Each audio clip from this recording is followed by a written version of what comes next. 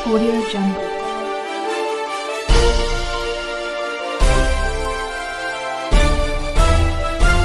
Audio Jungle.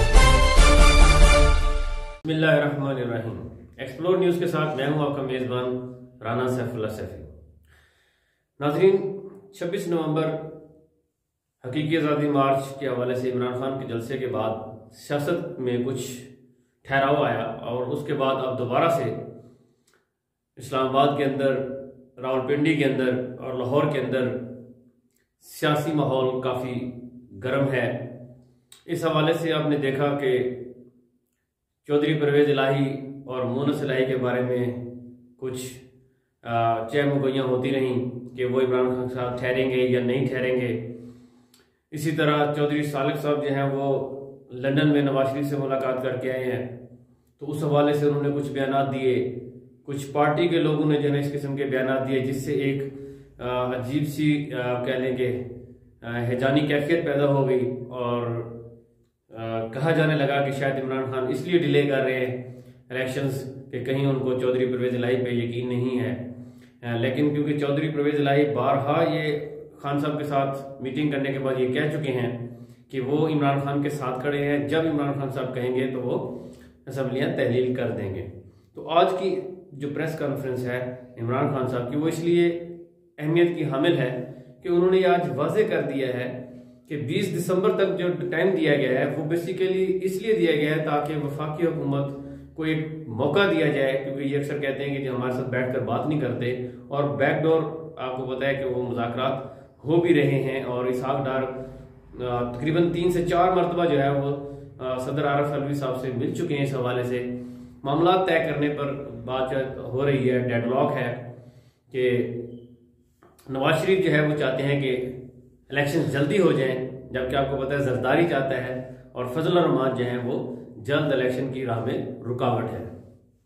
वजह यह है कि फजल रहमान और जरदारी ये इन्होंने वजारतें ली हुई हैं, हुकूमत के मजे ले रहे हैं, और जब से आपको पता है वज़ीर ख़ारजा बने हैं बिलावल भुट्टो, वो ज़्यादातर मुल्क से बाहर रहते हैं और अपना इंजॉय कर रहे हैं। इसी तरह उनके वज़ीर जो हैं वो जो है ना सारे दुनिया के जो है ना दौरे कर रहे हैं। फजल रहमान साहब वैसे ही एक टांग इस्लामाबाद में और दूसरी टांग कराची में, और कभी कहाँ और कभी कहाँ उनको एक प्रोटोकॉल दिया जा रहा है। पाकिस्तान एयरफोर्स के जहाज़ में वो सफ़र करते हैं जब ज़रूरत पड़ती है।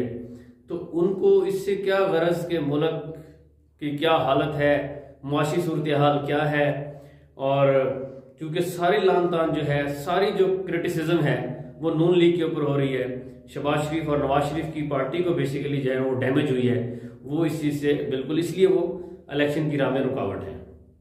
अब खान साहब ने जो आज की प्रेस कॉन्फ्रेंस के अंदर जो बात की है वो मुआशी सूरत हाल के बारे में की है, क्योंकि इनका बयान ये था कि इमरान खान 14% महंगाई के साथ जो है उसने मुल्क तबाह कर दिया, और आज जो है वो 14% जो है ना वो 40% तक पहुंच चुकी है।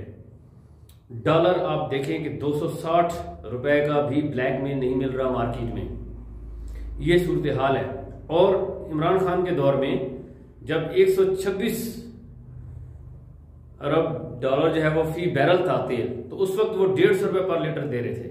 अब जो है ये 76 पे आ चुका है फी बैरल, तो उसके बावजूद ये 225 से कम करने के लिए तैयार नहीं है। यानी कि जो इंटरनेशनली जो बेनिफिट हो रहा है, प्राइसेस कम हो रही हैं, उसका ये फायदा जो है इनफैक्ट वो अवाम में ट्रांसफर नहीं कर रहे, बल्कि इनको अपनी जान के लाले पड़े हुए हैं। और ये लूट मार पे जो बाजार गर्म है, यानी आज से 7 माह पहले 22 अरब डॉलर के जो रिजर्व छोड़कर गए थे पाकिस्तान तहरीक इंसाफ, तो आज वो 6.5 बिलियन डॉलर तक आ चुकी है। यहाँ तक कि IMF को पे करने के लिए पैसे नहीं है, किस्त पे करने के लिए। और हमारे प्याज, अदरक और जो ज़रूरी अशिया की जो चीज़ें हैं, जो ट्रक है तकरीबन 400 से 450 आप कह लेंगे, जो वो पोर्ट पे इंतज़ार कर रहे हैं, लेकिन उनको पेमेंट देने के लिए डॉलर नहीं है। तो ये सूरत हाल है, जिसकी वजह से इस पर काफ़ी जो है ना वो अभी इन चीज़ों की कीमतें भी बढ़ सकती हैं, ये भी एक खदशा जाहिर किया जा रहा है।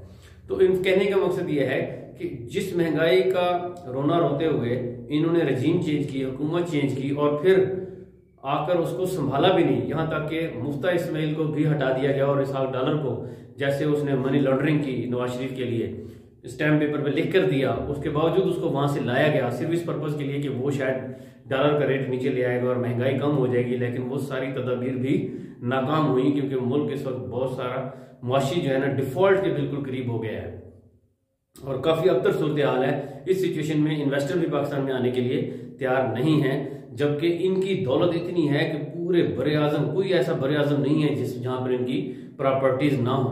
आप अंदाजा कर लें कि बिलावल भुट्टो जिसका सिर्फ प्रॉफिट जो है वो 27 बिलियन 27 अरब रुपए सिर्फ प्रॉफिट जो है ना वो इनको ट्रांसफर हुआ है, तो अंदाजा करें इनकी एक्चुअल अमाउंट कितनी होगी। तो अगर 1% पे भी वो दें तो ये कम से कम 2800 अरब रुपए बनते हैं।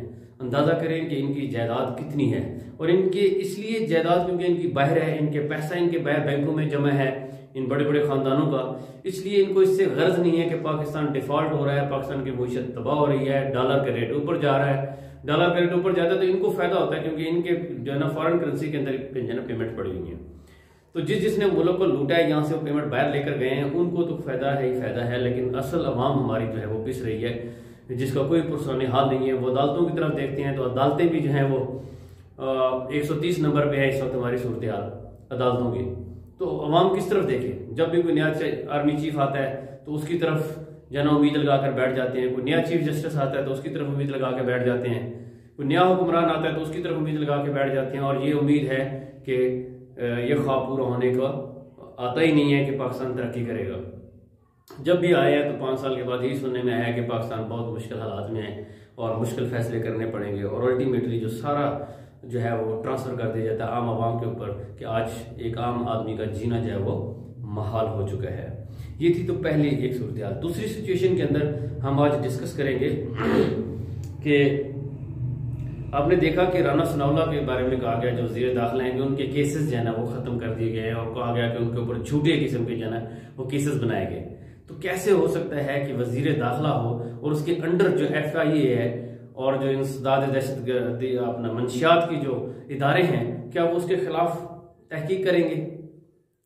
कहते हैं कि 3 गवाह जो हैं वो गवाही देने से उन्होंने इनकार कर दिया। साफ ज़ाहिर है उनके ऊपर प्रेशर है। वो माजी को देखते हैं कि जिन गवाहों ने गवाही दी या गवाही देने के लिए तैयार हुए तो उनका हशर क्या हुआ।